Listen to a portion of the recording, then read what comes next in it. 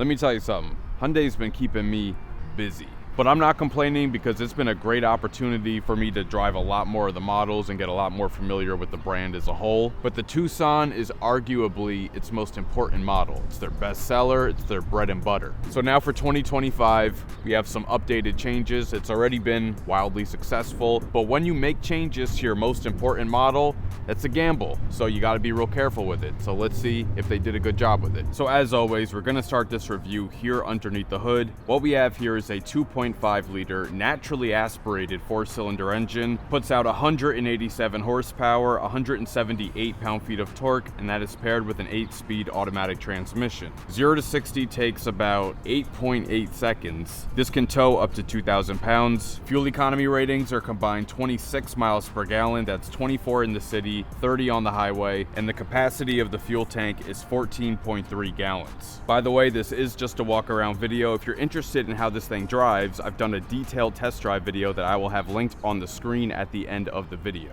Alright, so taking a look here at the new front end, there are some changes, nothing radical, but it is updated, so let's see what we got here.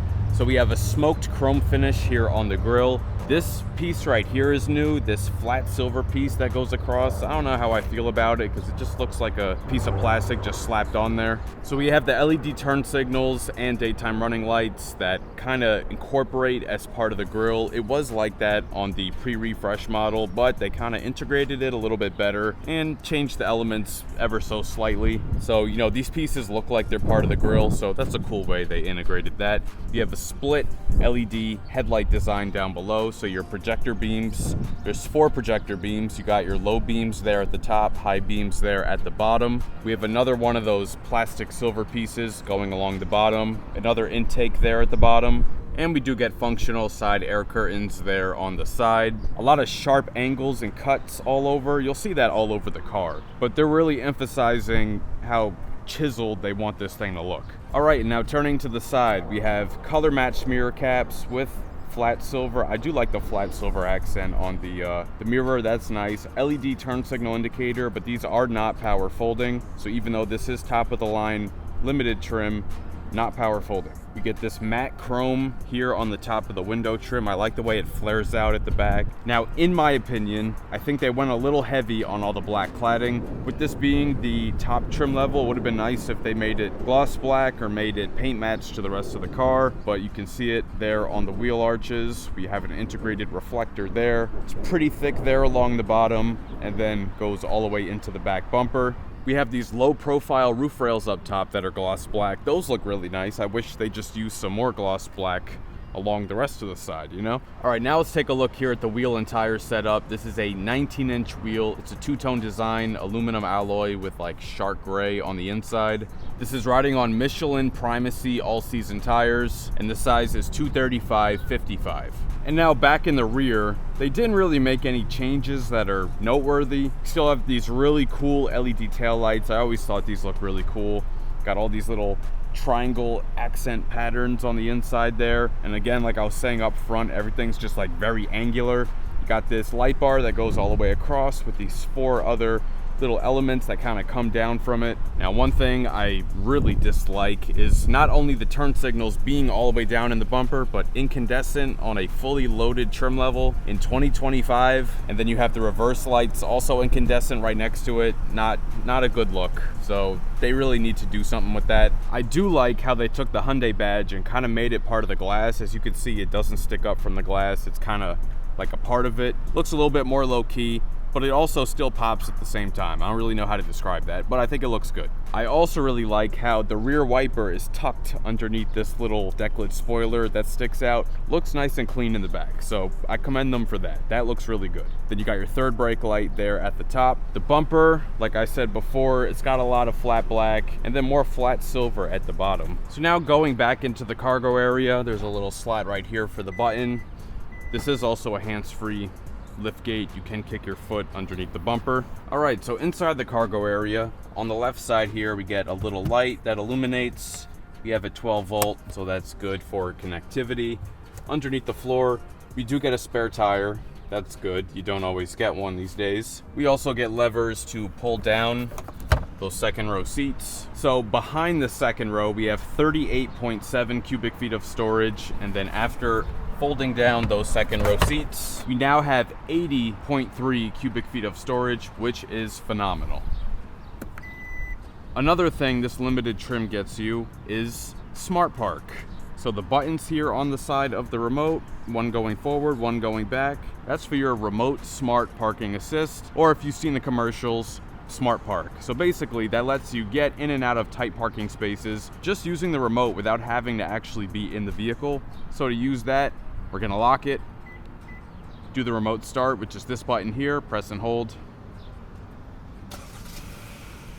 All right, car's on.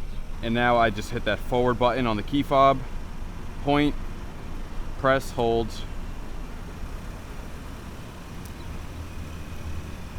And I can pull the car forward and back just with this. Stop, and let's go back.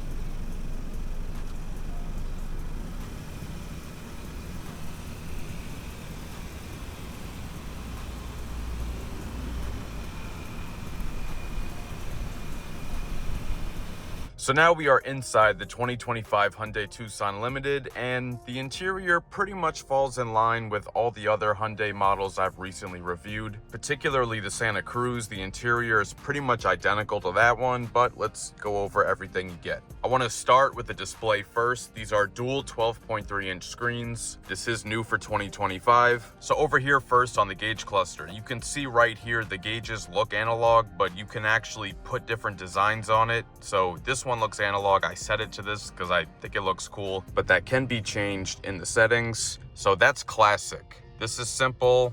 Then you have modern. And then for each one of those, you have style A, style B, and style C. So there's like, I guess, 9 different designs you can choose from. Or you can set it to link to drive mode, and then whatever you change the drive mode to, it'll change the display. So red for sport, then normal. And then there's some info that can be shown in the middle. You have your trip computer, navigation route for the native navigation system, not when you're using CarPlay or Android Auto. And then we have another 12.3-inch screen on the right side. This is the infotainment touchscreen. So first, showing the different menu items, you have your wireless Apple CarPlay and Android Auto, of course. You can record voice memos. Weather, sports, and valet mode, those are all available through a subscription. Setup is where all your settings are. Hyundai Pay, vehicle diagnostics, service reminders. That's a really useful thing to have. And then the other thing is the online manual, which if you've watched any of my recent Hyundai videos, you know I'm a big fan of that. Basically, if there's a certain setting or issue you're having with the car that you need to look in the manual for, you can just search for it, and it uses AI pretty much to generate an answer for you, instead of getting the physical manual and having to flip through the book, and you know, that takes too long. Wireless CarPlay has worked really well, hasn't given me any issues. But the one thing that has been giving me issues, this is a review, and I'm gonna be honest, sometimes while I'm driving, the gauge display and the head-up display both will temporarily just like go black for maybe 5 to 10 seconds. Now, that's not a good thing, because when you're driving, that's the only way you can know what speed you're going. So there are some instances where that cuts out and then you don't know how fast you're going. So that's not good. I haven't encountered that before with any other cars that I've tested. So this could just be a one-off thing with this one, but well, that did happen. And with the head-up display, while it works most of the time, when it goes black, it's usually the same time that this goes black. So the two together will just cut off. So that's really the only issue I've encountered in the past week with the car. All right, now to look at the rest of the interior. It's all soft touch at the top.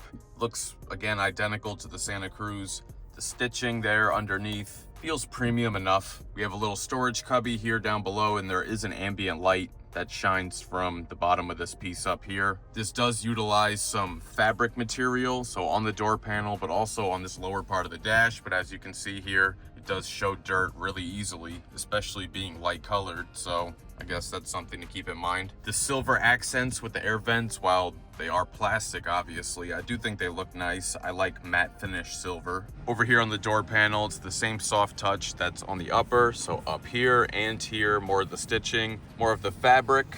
This is also soft touch here in the middle. Silver door handle. We do get a bit of gloss black on the switchgear here. Nice soft leather here on the armrest. And then down below, not the biggest storage compartment, but adequate. We got our 2 memory settings for the driver, and then you can see the Bose branding there on the speaker grill. We have an 8-speaker Bose audio system. We'll listen to that in a little bit. Next, let's talk about the seats. These are heated and ventilated front seats. They are leather, but as you can see, with this being light colored, you get a lot of dirt, and also like when you're wearing jeans, the dye can kind of rub off and get set into the leather, so you can see quite a bit of that. And this car only has 5,000 miles on it, so that is one of the downsides of having light colored leather. But regardless, it's a very comfortable seat. Very soft headrest, feels really nice. As mentioned before, 2 memory settings for the driver. And yeah, the heating feels good, the ventilation feels good. The heating actually gets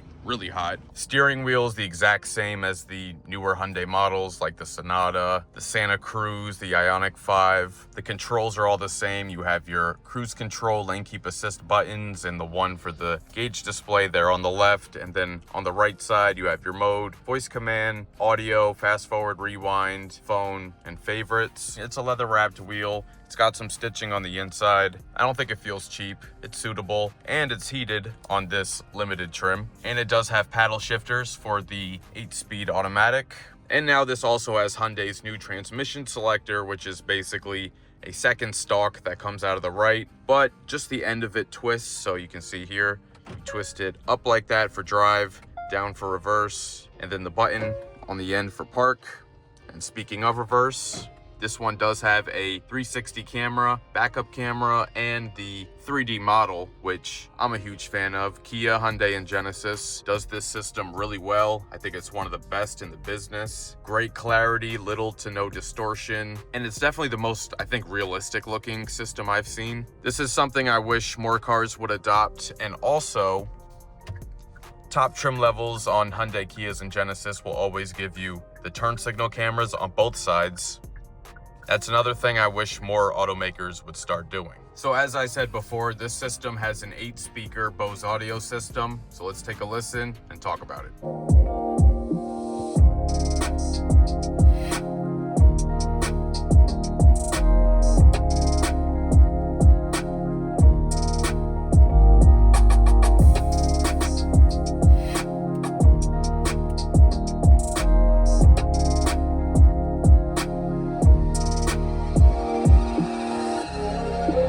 So I went more in detail about this in my test drive video that's already up, but this system really just doesn't sound good. And also, I'm sure you could probably hear the rattling coming from the left side, not from the right, only the left. But even on volumes that aren't necessarily that high, we get a lot of rattling from the left side. Pretty much rattles the entire door panel. And the thing that's crazy about that to me is that this system just sounds underpowered. I mean, 8 speakers, calling that a premium audio system in an SUV sounds a little ridiculous. I would expect maybe at least 12. Just doesn't sound very dynamic. It sounds very flat. The bass doesn't hit that hard, and even when you turn up the volume, it's like it doesn't even go that loud, yet somehow those low-end frequencies get super compressed. Overall, it's just not a very good system. All right, moving on. All the new Hyundai models have this new AC control system, which I'm okay with. Typically, I don't love touch controls, but I can deal with it if it's not part of the infotainment, so it's all right here. I'm also a big fan of the shortcut buttons that they have there.